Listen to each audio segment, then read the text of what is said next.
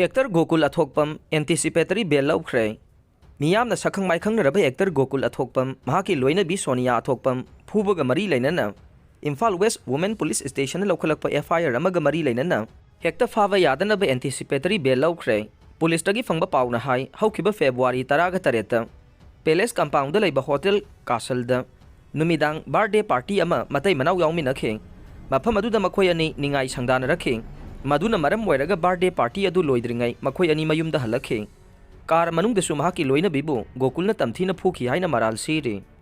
मयुम यौरबा मतुंगदसु कारदगी सिंथरगा यामना थीना फुबीखे पाव अदु फंगबदगी सोनियागी इमुंग मनुंगी मियोइसिंग लाक्तुना महाकपु हॉस्पिटलदा पुखतखे हौजिकसु सोनिया पाखतपा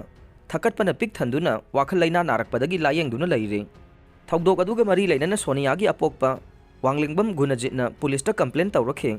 मासागी चही 95 सुरबा लांजिंग अचौबा मनिंग लेकाइदगी Gokul हौजिक anticipatory bail लौरगा लैरे।